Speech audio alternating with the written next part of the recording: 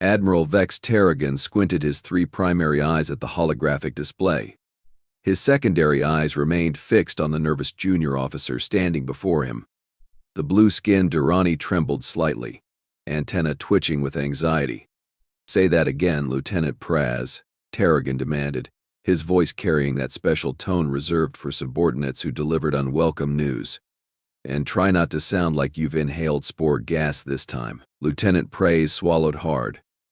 "The humans have launched a ship, Admiral, just one. They call it the Dauntless. It departed their solar system approximately 27 galactic standard hours ago." Tarrogan stared at the lieutenant for several long seconds before erupting into laughter so forceful it sent ripples across his ceremonial cape. The other bridge officers joined in, their various biological sounds of amusement creating a bizarre symphony. "One ship?" Tarrogan finally managed to ask between gasps. "Those primitive mammals sent one ship against the combined might of the Galactic Concordat?" "Gauti." He wiped moisture from his eye ridges. "What's next? Will they throw rocks at our battlecruisers? Perhaps they'll challenge us to a game of chance for their planet," offered Commander Zul Bakr, Tarrogan's second-in-command.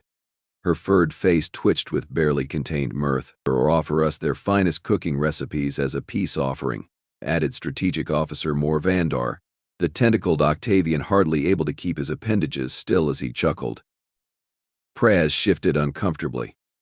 "With respect, Admiral, there's something unusual about this vessel. Our long-range scans can't identify its propulsion system, weapons configuration, or shield technology. It's anomalous." Tarrogan's laughter subsided. "Anomalous, Lieutenant? The humans have barely mastered faster-than-light travel. Their first interstellar journey happened less than 30 Earth years ago. They've been denied entry to the Concordat 17 times for technological inadequacy." "I understand, sir, but our sensors are clearly malfunctioning," Tarrogan interrupted. "Have engineering run a diagnostic? Humans are simply not capable of building anything that would confuse our technology." "Of course, Admiral." "And Praz?" "Yes, sir. Stop worrying about one pathetic human vessel. We have an invasion to prepare." Dismissed. As Praz departed, Tarrogan turned to Commander Bakr. "Humans, always entertaining in their desperation. Remember when they tried to negotiate with us by sending that ridiculous ambassador? What was her name?" "Ambassador Janine Porter," Bakr replied, consulting her datapad. "She attempted to convince us that humans would make valuable allies due to their, quote, adaptability and creativity." "Adaptability," Tarrogan snorted. "They can't even breathe properly without their narrow oxygen-nitrogen mix. One ship. Ridiculous." Science Officer Nera Taksin watched the unusual vessel through the observatory deck's massive viewport. Unlike most of her Concordat colleagues, she found humans fascinating. Their short lifespan seemed to drive them to accomplish things with remarkable urgency. During her xenoanthropology studies, she'd always been drawn to their peculiar mix of aggression and compassion. "You've been watching that ship for hours," said technical analyst Orvo Rexx, joining her by the viewport. His reptilian scales shimmered under the starlight. "Admiral Tarrogan thinks it's nothing to worry about. The Admiral underestimates species he considers primitive," Nera replied without taking her eyes off the distant human vessel. "That's always been his failing." "But one ship, Nera? Even you must admit that's absurd. Our invasion fleet has 5,000 battlecruisers, 10,000 support vessels, and 2 million troops ready for planetary occupation." Nera's antennae twitched thoughtfully. "Hermenko. Whoa. Have you ever studied Earth's history? Their ancient battles? Why would I? Their weapons were laughably primitive. There's an old human battle from their classical period. A small force of warriors called Spartans held off an overwhelming Persian army at a narrow passage called Thermopylae. Vastly outnumbered, yet they inflicted devastating casualties before falling." Orvo rolled his eyes. "Military fairy tales to inspire their young. Besides, they lost that battle. They delayed a superior force long enough for their allies to organize a successful defense." Nera pointed at the solitary human ship. I've requested all available data on their vessel. The Dauntless was constructed in orbit around their moon, not at their public shipyards. Its development has been completely classified. You worry too much. They're probably just sending their leadership to beg for mercy before we arrive. Smart move, actually. Nera's expression darkened. There's something else. I've been monitoring their communications. They're not broadcasting distress or diplomatic signals. In fact, they're not broadcasting anything at all. Orvo finally looked concerned. Silent running? That's a combat approach. Exactly. One ship, running silent, on a direct course for our invasion fleet. Doesn't that strike you as strange? Before Orvo could respond, the ship's communication system chimed. Attention all senior officers. Report to command deck immediately. This is not a drill. Repeat, all senior officers to command deck immediately. Nera and Orvo exchanged glances before hurrying from the observatory. What do you mean it disappeared? Admiral Tarrogan roared, slamming his fist against the holographic display, causing the image to waver. Lieutenant Praz, looking even more distressed than earlier, gestured helplessly at the display. One moment it was approaching at sub-light speed, the next it simply vanished from our sensors, sir. Ships don't just vanish, Lieutenant. Find it. We've deployed sensor drones and recalibrated our arrays. Admiral, nothing. Commander Bakar leaned forward. Could they have destroyed themselves? Perhaps their experimental drive malfunctioned? There's no debris field, Strategic Officer Vandor noted, his tentacles moving rapidly across his console. No radiation signature. No distortion in the space-time continuum. It's as if the ship never existed. Tarrogan's face darkened to a deep purple. I want answers, not mysteries. Double the sensor sweeps and put the fleet on yellow alert. As the bridge crew scrambled to follow orders, Science Officer Nera Taksin quietly accessed her console and reviewed the last known telemetry from the human vessel. Something about its disappearance seemed familiar, like an equation she'd encountered but couldn't quite solve. Admiral, she said suddenly, request permission to speak freely. Tarrogan glared at her. Make it quick, Science Officer, sir.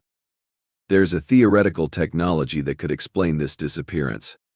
The Arconian physicist Jix Tuvol proposed it centuries ago, but it was deemed impossible to engineer. He called it quantum displacement. Spare me the scientific gibberish, Doc 2. What exactly are you suggesting? The ship hasn't been destroyed, Admiral. It's still here, just phase shifted, essentially invisible and intangible to our normal space. A heavy silence fell over the bridge. Finally, Tarrogan spoke, his voice dangerously quiet. Are you seriously proposing that humans, who barely understand gravitational wave propulsion, have somehow mastered a technology that the greatest minds in the Concordat dismissed as impossible?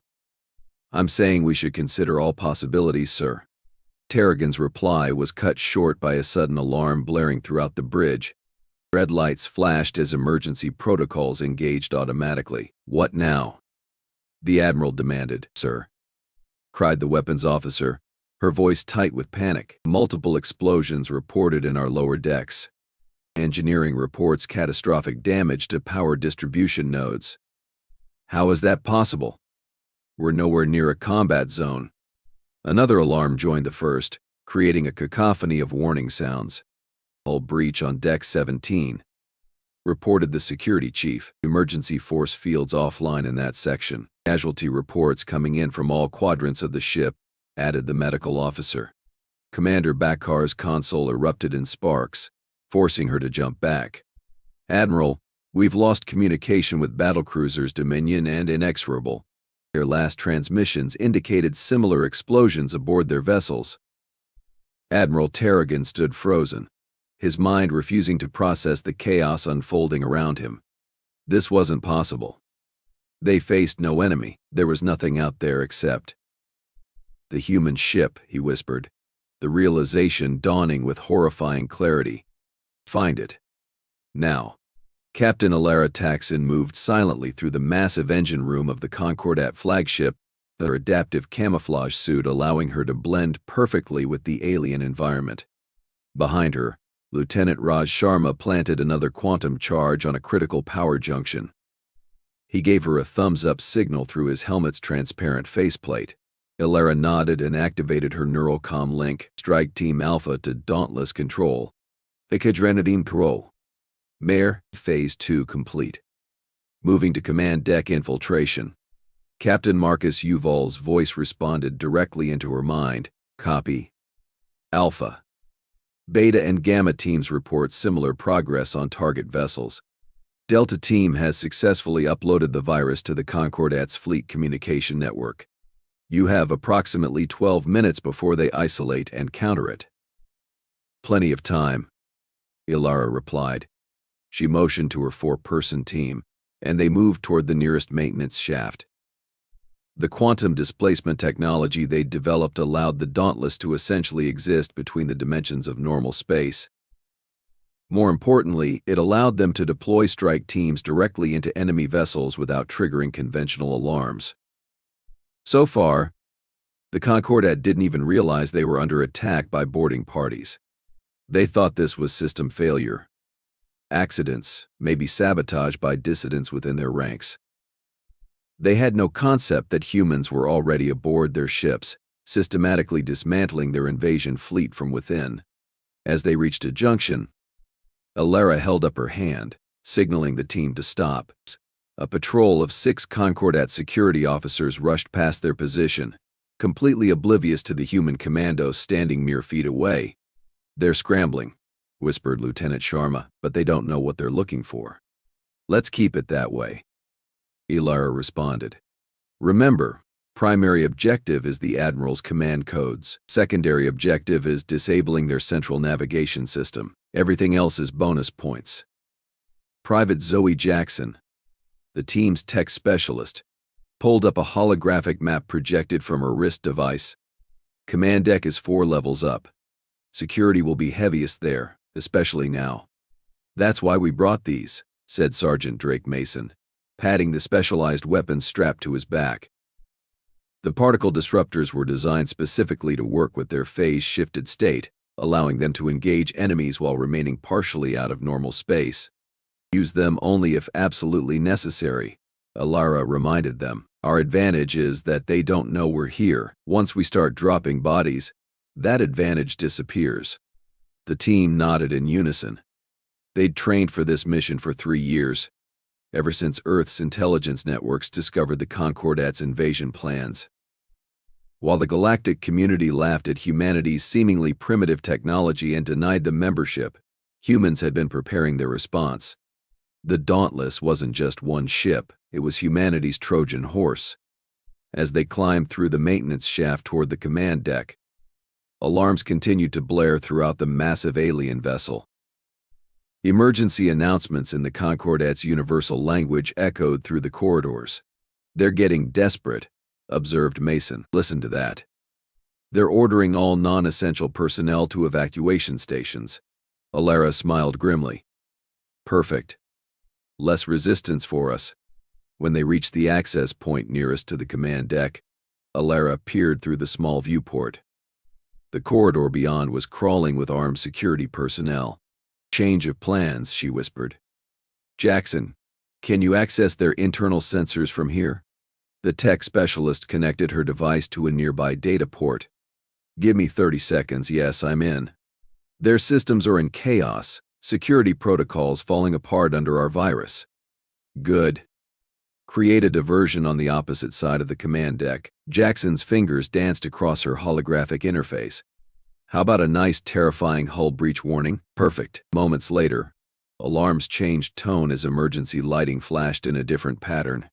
Most of the security personnel rushed away from their position, responding to the false alarm.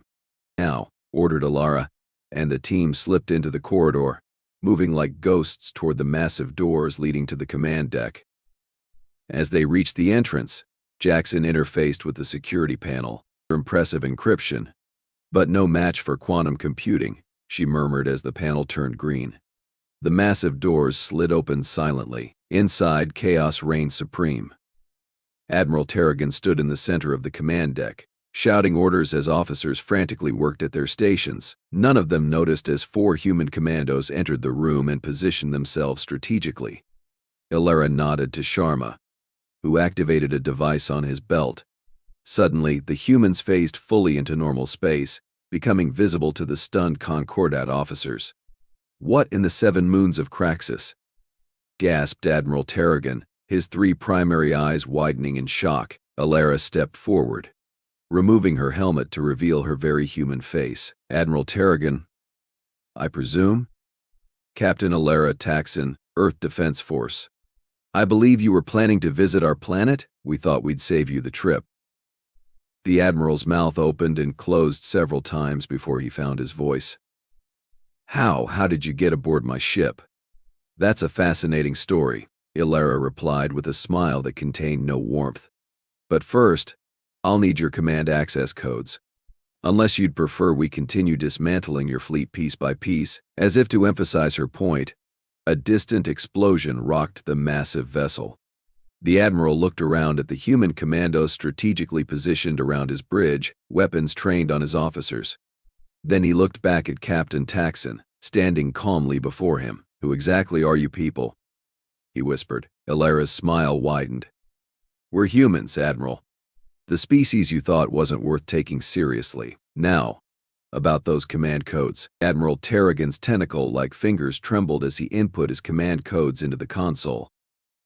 The human captain stood beside him, her weapon casually pointed at his secondary respiratory cavity. What infuriated him most wasn't the weapon, but her expression of mild interest, as if she were observing an unusual but ultimately unremarkable specimen. "There," he growled. "You have what you want, now explain how this is possible." Captain Elara Taksin nodded to Lieutenant Sharma, who immediately began downloading the command protocols. "Which part puzzles you most, Admiral? How we got aboard? Or how one human ship has crippled a third of your invasion fleet in under an hour?" "Both," Tarrogan admitted through clenched teeth. Around them, his bridge crew sat motionless under the watchful eyes of the other human commandos. "Let's start with basics," Elara said, perching herself on the edge of a nearby console. "While your Concordat was busy laughing at our primitive technology, we were studying yours. Every time you denied us entry to your precious alliance, we learned more about your vulnerabilities." "Impossible," Commander Bakhur objected from her station. "Our technology is centuries beyond yours," Elara smiled. "That's exactly what made you so easy to infiltrate. You were so convinced of your superiority that your security protocols might as well have been open doors. Your arrogance became our greatest advantage." "And the phase-shifting technology?" asked Science Officer Nera, her voice carrying more curiosity than hostility. "Quantum displacement was theoretical, impossible to engineer." "Impossible for you," corrected Lieutenant Sharma without looking up from his work. "But then again, you had no pressing need to develop it. Necessity breeds innovation, and nothing motivates innovation like existential threats." Elara nodded. "When we discovered your invasion plans 3 years ago, we had two options: try to match your numerical superiority with a massive fleet buildup, or find a way to negate it entirely," finished Nera, her scientific mind racing ahead. "Precisely. Why build thousands of ships when one properly equipped vessel could deliver strike teams directly into your command structures?" Elara tapped her communication device. "Dauntless Control, status report?" Captain Marcus Yuval's voice emerged from her comm unit, loud enough for all to hear. "Strike teams report success on 27 capital ships, including 3 fleet command vessels. Estimated 40% of invasion force effectively neutralized. Resistance increasing as they adapt to our presence. Excellent. Begin Phase 3. The bridge fell silent as the implications sank in. Admiral Tarrogan slumped into his command chair, his purple complexion paling to a sickly lavender. "You've lost, Admiral," Elara said quietly. "But the extent of that loss is still within your control." The Admiral's eyes narrowed. "What do you mean?" "I mean that right now, human strike teams are positioned throughout your fleet with enough explosive power to vaporize your command ships. But we'd prefer a different solution." Before Tarrogan could respond, the main view screen activated, revealing the face of a human man in his 60s, silver-haired with dark skin and sharp, intelligent eyes. "Admiral Tarrogan," the man said, his voice deep and authoritative. I am General Thomas Okafor, Supreme Commander of Earth's Defense Forces. I believe we should discuss terms. Aboard the Dauntless, General Okafor stood on the bridge, surrounded by a team of Earth's finest military and diplomatic personnel. Unlike the massive command centers of Concordat vessels, the Dauntless bridge was compact, efficient, and humming with focused energy. The strike teams report the command codes are authentic, reported Lieutenant Commander Fiona Kavindra, the ship's tactical officer.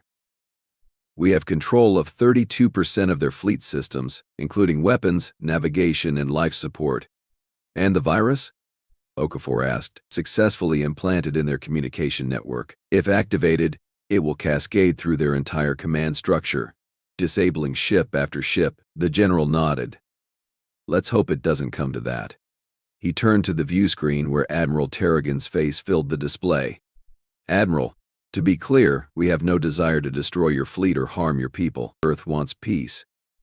But it will be peace on equal terms. Not as your subjects. You speak of peace while your soldiers hold my officers at gunpoint. Tarrogan replied acidly. And you speak of honor while leading an unprovoked invasion force against a world that offered you nothing but friendship, countered Okafor. Let's not pretend either of us holds the moral high ground here. From beside Tarrogan, Science Officer Nera spoke up. If I may, Admiral, perhaps we should consider their terms. The humans have demonstrated capabilities we didn't believe possible. This changes the strategic equation. Silence, Deck 2. Snapped Tarrogan. They've caught us by surprise.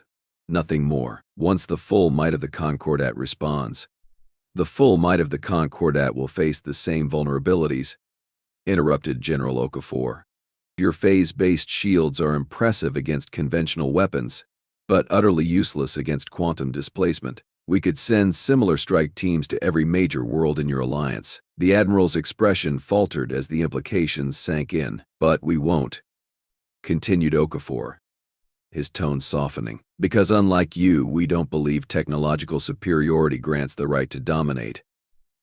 Here are our terms. Earth will be recognized as a sovereign, independent world.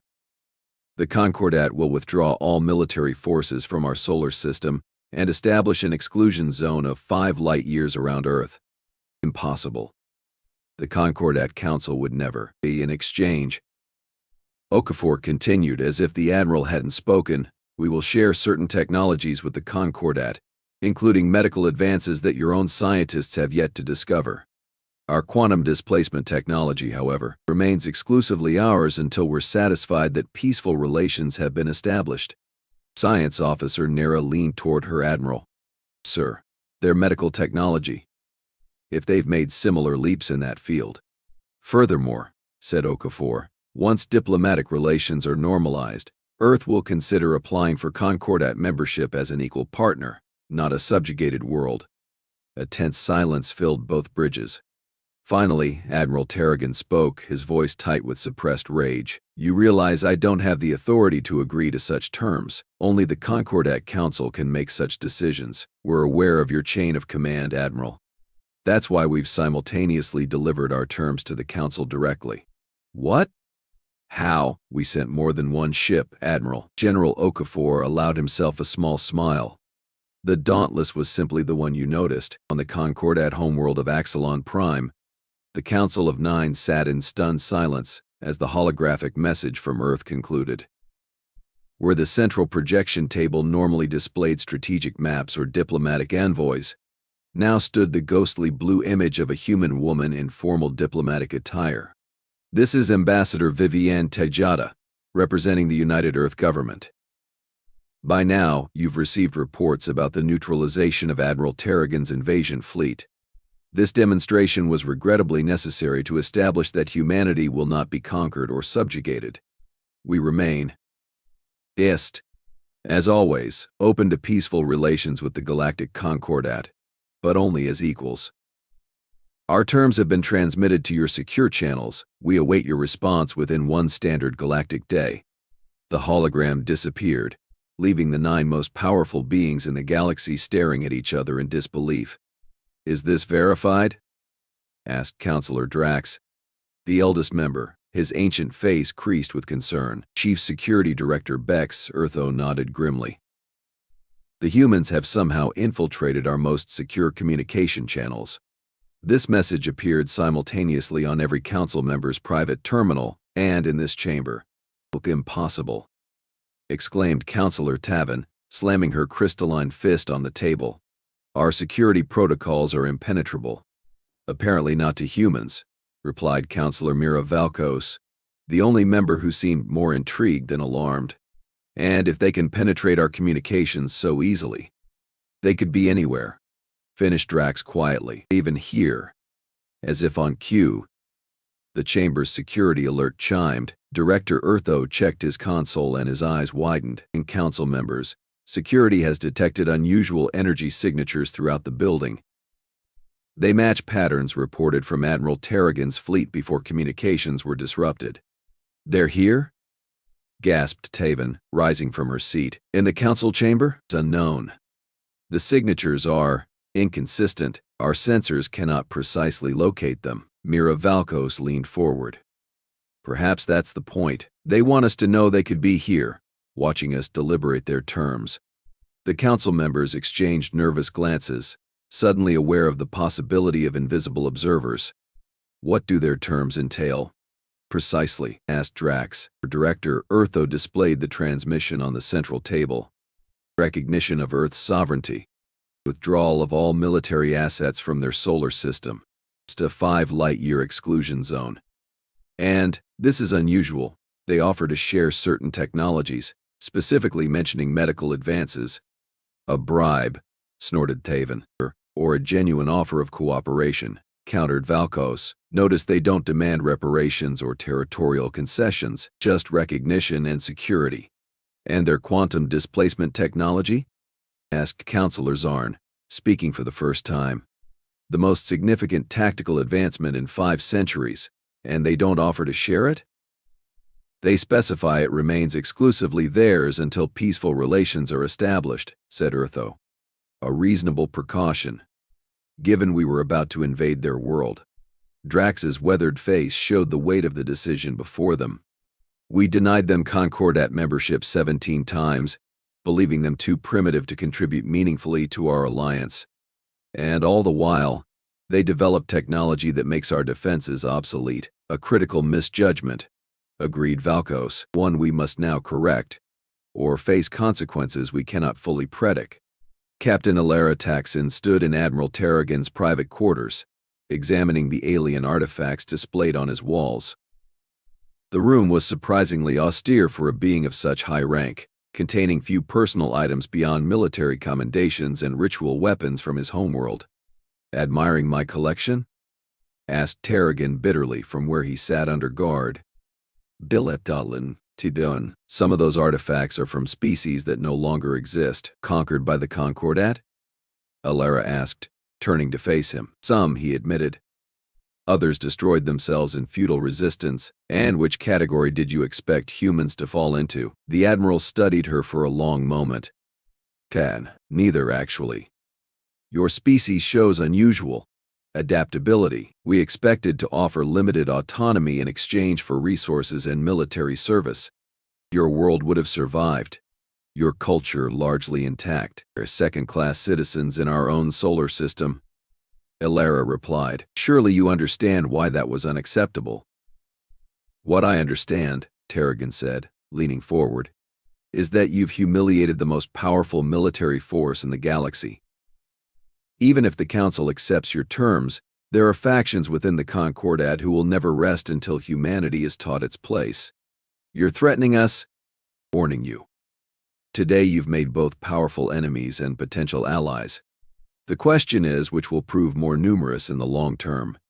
Before Elara could respond, her communication device activated. Captain Taksin. This is General Okafor. Return to the bridge immediately.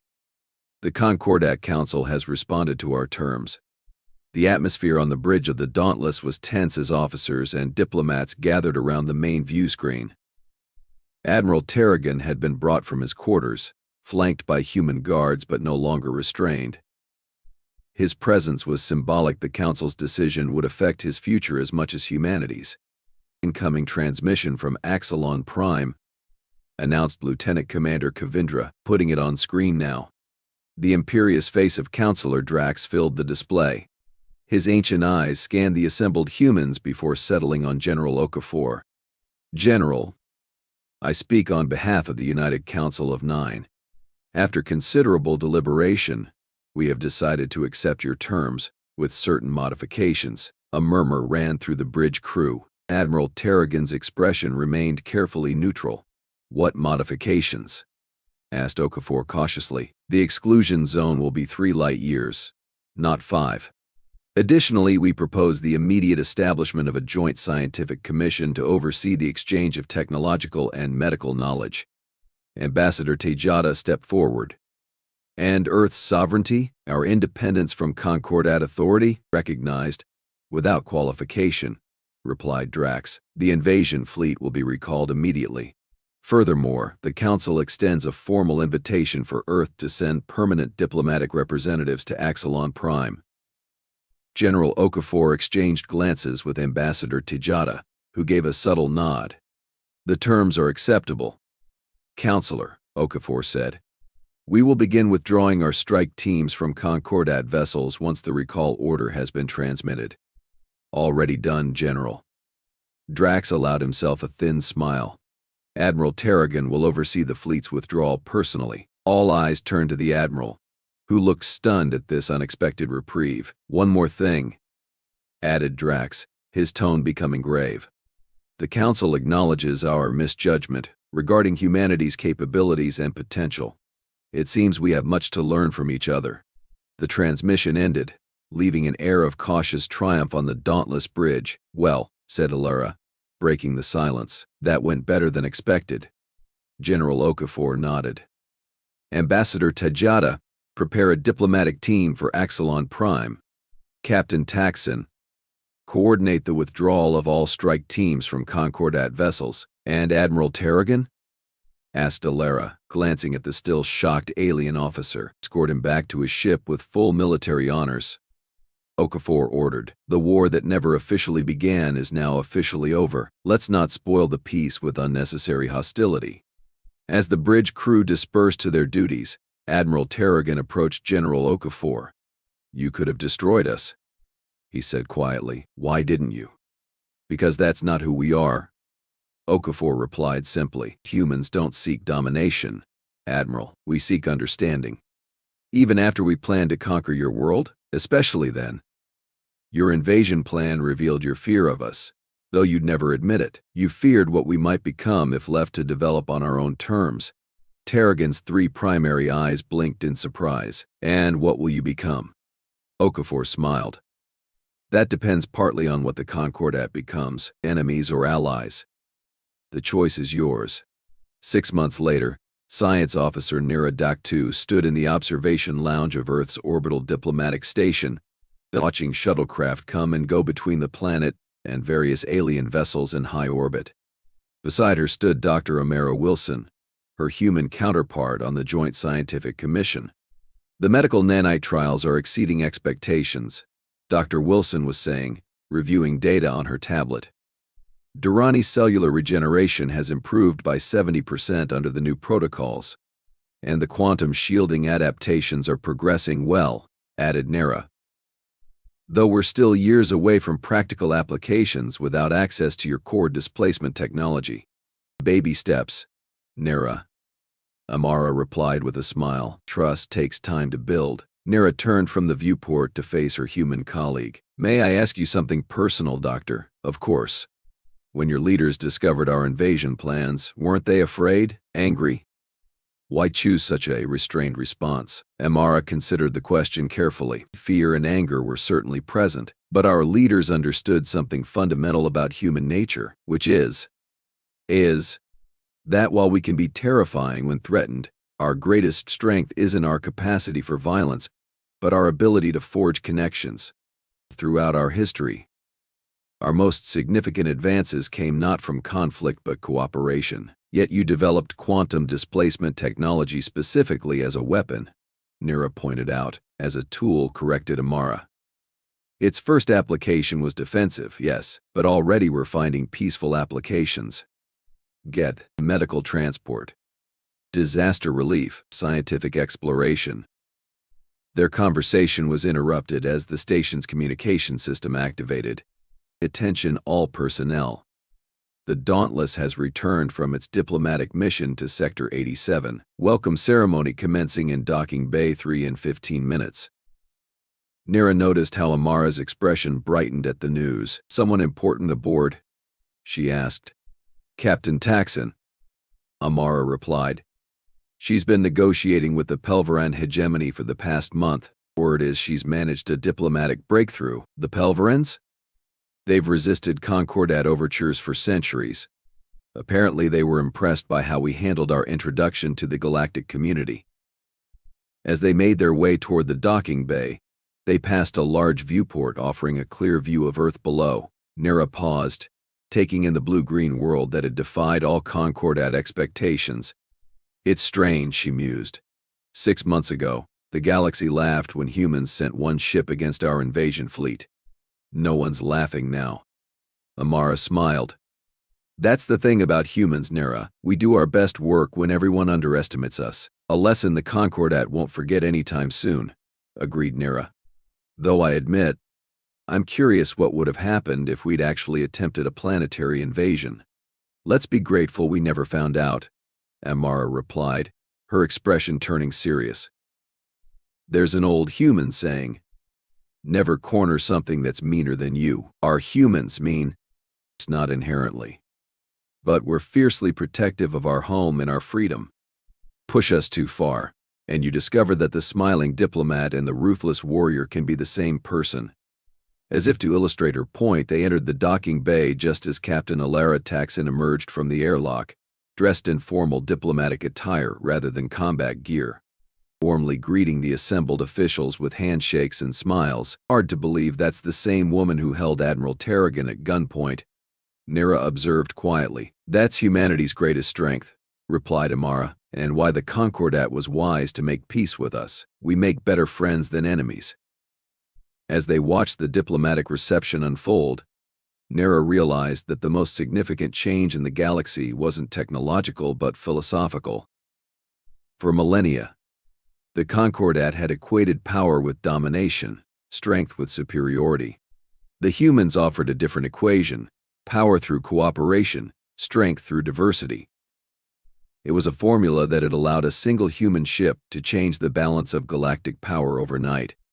And somewhere in the vastness of space, other civilizations were taking note of the species that had faced down the mighty Concordat and won. The galaxy had indeed laughed when humans sent one ship against an invasion fleet, but no one was laughing anymore.